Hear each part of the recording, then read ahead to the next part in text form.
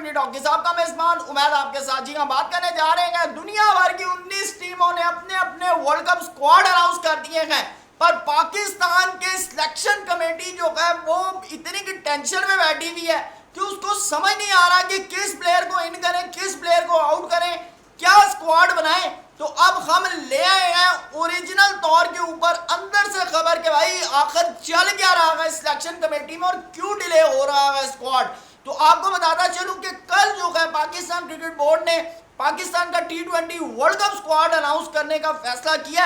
आखिर में वो फैसला नहीं किया, कल मजबूरी है, करना पड़ेगा। जी हाँ, नहीं करना पड़ेगा तो 25 को जो भी इन्होंने लिस्ट भेजी है वो फाइनलाइज हो जाएगी। जी हाँ, उसके ऊपर बात करेंगे। साथ साथ एक और चीज के ऊपर बात करेंगे कि भाई एक मैच जो था वो हमारी सिलेक्शन के लिए बहुत जरूरी था, जिसके ऊपर इतनी खिचड़ी बनी हुई है। मैं तो समझ से बाहर हूं कि पिछले ये जो आपने आयरलैंड की सीरीज खेली है, न्यूजीलैंड की सीरीज खेली है, यार इसमें आपने क्या मैंगो पकड़े हैं, मेरी तो समझ से बाहर है। इसको भी आपके साथ डिस्कस करेंगे। साथ साथ जी जॉस बटलर बड़े डिसहार्ट हुए हैं कल के वॉश आउट के बाद। अब वो कहते हैं कि भाई क्या कहते हैं, मैं तो बड़ा दुखी हो गया हूं कि कल का मैच नहीं हो सका।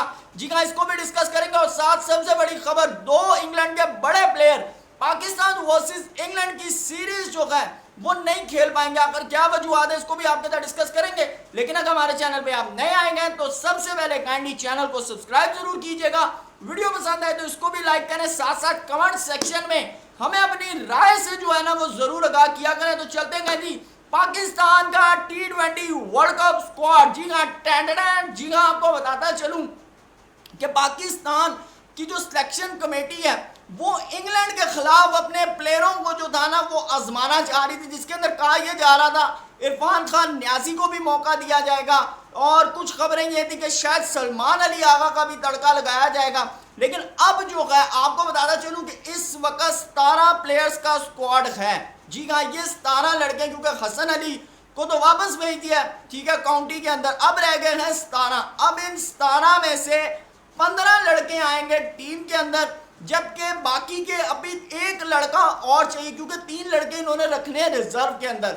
अब मैं आज सुबह से सोशल मीडिया पे देख रहा था, कोई बात कर रहा था वसीम जूनियर की, कोई बात कर रहा था मोहम्मद हारिस की, कोई बात कर रहा था आमिर जमाल की, कोई बात कर रहा था जमान खान की, कि भाई इन चारों में से ना किसी का नंबर आएगा। अब मैं आपके साथ एक और चीज डिस्कस करूं कि इन चारों में से किसी का नंबर आएगा। कोई कह रहा था कि जी हमारे पास बॉलिंग बहुत ज्यादा है तो इस वक्त शायद जमान खान और वसीम जूनियर का नंबर ना आए, हारिस को मौका दिया जाए। कोई ये कह रहा था कि भाई हो सकता है ऑलराउंडर के तौर पर आमिर जमाल को जो है चांस दिया जाए।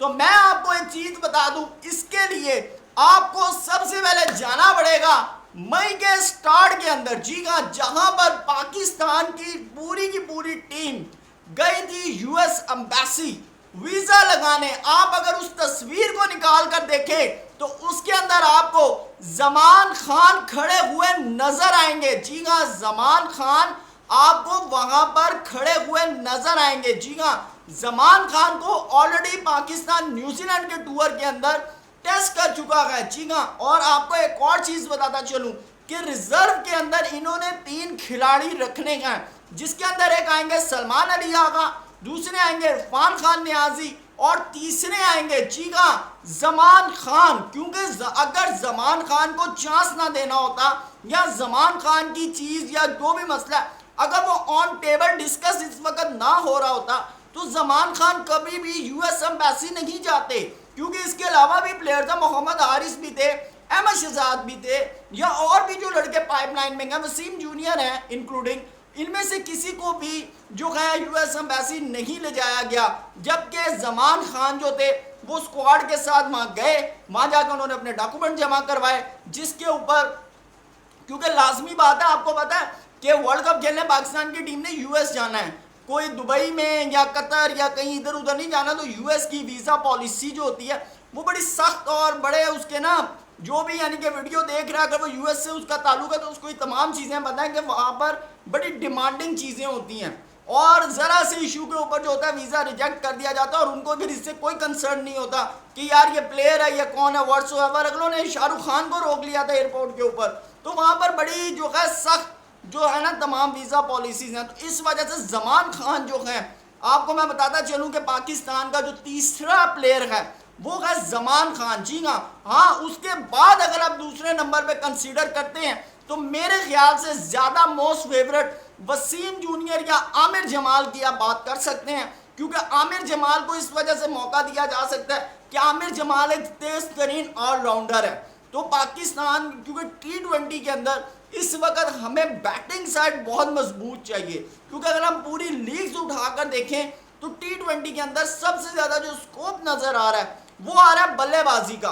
तो मेरे ख्याल से आमिर जमाल को हो सकता है गैरी क्रिस्टन जो है वो मौका दें, क्योंकि कहा जो सिचुएशन सामने ये आ रही है कि गैरी क्रिस्टन जो है वो बड़ा डीपली मैयर कर रहे हैं हर प्लेयर की परफॉर्मेंसेस को। अब देखें, ऐसा तो नहीं हो सकता कि रिजवान को उठा के बाहर कर दें या फ़खर जमान को बाहर कर दें या इफ्तिखार को बाहर कर दें, ऐसा तो, या इमाद वसीम को स्क्वाड से बाहर कर दें या आमिर को कर दें या नसीम को या शाहीन को।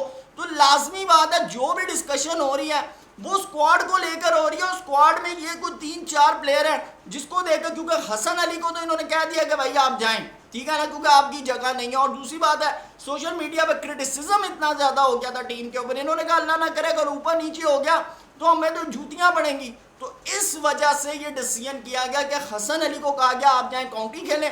अब जो आखिरी जो 18वां जो प्लेयर है उसके ऊपर सारा सोचो विचार हो रहा है कि आखिर किसको लेके जाए। भाई बात यह खिलाने आपने 15 ही हैं, ठीक है ना, तो आप फिर जिसको मर्जी ले जाए। मेरे ख्याल से अगर आप बहुत ज़्यादा सूटेबल करते हैं तो मेरे ख्याल से जमान खान का चांस ज़्यादा बनता है, क्योंकि आप उसने उसको लेके भी गए हैं, आपने उसको मौका भी दिया है। या अगर आप सेकंड तौर पे अगर आप देखते हैं तो वसीम जूनियर या फिर आप आमिर जमाल, इनमें से अगर आप किसी को भी सिलेक्ट करते हैं। अगर कोई ये बात करता है कि जी मोहम्मद हारिस क्योंकि वो विकेट कीपरिंग भी कर लेते, तो मैं आपको क्लियरली तौर के ऊपर ये बात बता दूं कि हमारे पास ऑलरेडी 3 कीपर हैं, ठीक है, जिसके अंदर रिजवान है, आजम खान है और उस्मान खान है। तो मेरे ख्याल से इनकी जो है वो इतनी वर्थ नहीं बनती। बहरहाल अब देखते हैं कल जो स्क्वाड अनाउंस होता है क्या होता है। बहरहाल आपने अपनी राय से हमें ज़रूर बताना है कि वो 18वां प्लेयर कौन हो सकता है, वसीम जूनियर, जमान खान, मोहम्मद हारिस या फिर आमिर जमाल। आपने कमेंट में जो है वो ज़रूर बताना है। बहरहाल आप बात करते हैं जॉस बटलर की। जॉस बटलर जी बड़े डिसार्ड है। जॉस बटलर ने जो है वो ये भी बता दिया कि मेरी बेटी हुई थी और मैं क्रिकेट से ज़्यादा प्रायोरिटी देता हूँ अपनी फैमिली को। तो उन्होंने कहा कि मैं उसके बाद मैंने USA चले जाना है, तो वहाँ पर जो है मैं फिर अपनी फैमिली को टाइम नहीं दे सकूंगा, तो ये मेरे पास एक टाइम है तो मैं इसमें अपनी फैमिली को टाइम देना चाहता हूँ। साथ साथ उन्होंने कहा कि हमें बड़ा दुख हुआ है कि बारिश हो गई है। उन्होंने साथ साथ ये भी बताया, उन्होंने कहा कि फिल सॉल्ट कैप्टनसी करते या फिर मोइन अली करते, तो ये भी उन्होंने क्लियरली तौर पे कह दिया कि मेरी गैर मौजूदगी में अगर कैप्टनसी की बात होगी तो मोइन अली करेंगे या फिर फिल सॉल्ट करेंगे। और आपको साथ साथ एक और चीज़ बताता चलूँ कि 2 इंग्लैंड के प्लेयर जो हैं वो पाकिस्तान के खिलाफ कुछ मैच जो है वो नहीं खेल सकेंगे। जी हाँ, बात करने जा रहे हैं एक तो लाइम लिविंगस्टन की, दूसरे मार्क वुड की। जी हाँ, जैसे कि आपको बताता चलूँ कि मार्क वुड जो थे वो इंजर्ड हुए थे इंडिया वर्सेस इंग्लैंड की जो धर्मशाला के अंदर टेस्ट सीरीज थी, तो अभी तक जो है उनकी नी के अंदर निकल्स हैं, ठीक है, लेफ्ट जो है नी उसके अंदर। तो जबकि लिविंगस्टन की अगर हम बात करें तो लिविंगस्टन जो थे IPL के अंदर उनकी जो है लेफ्ट नी उन्हीं की भी जो है उसके अंदर इंजरी हुई है, तो वो अब जैसे ही रिकवर करते हैं, बल्कि मार्क वुड के बारे में कहा जा रहा है कि वो रिहैब कर रहे हैं।